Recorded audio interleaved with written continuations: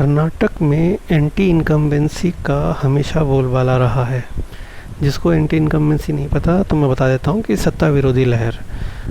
ऐसा माना जाता है कि कर्नाटक में हर 5 साल में सरकार बदल जाती है और इसी डर से सिद्धरमैया को सीएम पद से हटाकर डीके शिव कुमार को सत्ता में बिठा दिया गया है, ताकि एंटी इनकम्बेंसी को पे नज़र रखी जा सके और सत्ता में कुछ ऐसा प्रभावशाली नेता को बनाया जा सके जो एंटी इनकम्बेंसी को पछाड़ दे और सत्ता में कांग्रेस को ही बना के रखे अगले 5 साल भी, जब भी चुनाव होंगे। मतलब तो जनता वहाँ की बदलाव चाहती है और ऐसा कांग्रेस का मानना है। लेकिन जनता बदलाव नहीं चाहती, जनता विकास और परिणाम चाहती है। सत्ता बदलने से तस्वीर नहीं बदलती, नीतियाँ बदलने से भविष्य बदलता है। ये कांग्रेस को समझना पड़ेगा। बेंगलुरु चमका, लेकिन क्या बेंगलोर के साथ साथ पूरा कर्नाटक बेंगलोर जितना चमक पाया? नहीं। इसीलिए सत्ता परिवर्तन करने से कुछ नहीं होगा। मुफ्त योजनाएं तत्काल तो राहत दे सकती हैं, लेकिन ये स्थायी समृद्धि नहीं है। इस बात पर कांग्रेस को सोचना पड़ेगा।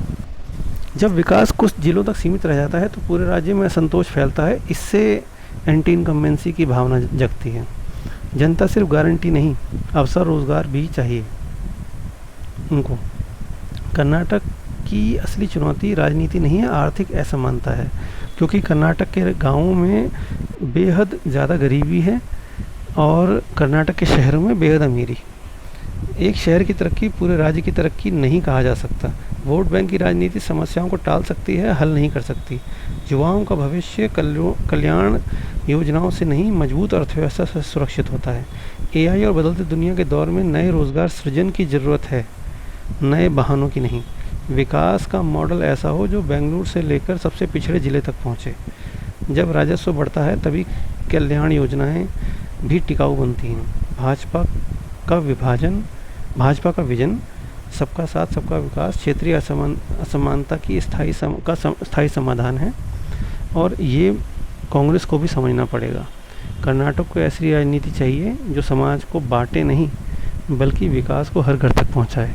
देखिए, बीजेपी का समर्थन करने का पक्ष ये नहीं है कि बीजेपी ही सत्ता में वापस आ जाए। बीजेपी को सत्ता से उखाड़ के फेंका भी तो है कर्नाटक ने। तो ये सभी को समझना पड़ेगा। जय हिंद, जय भारत।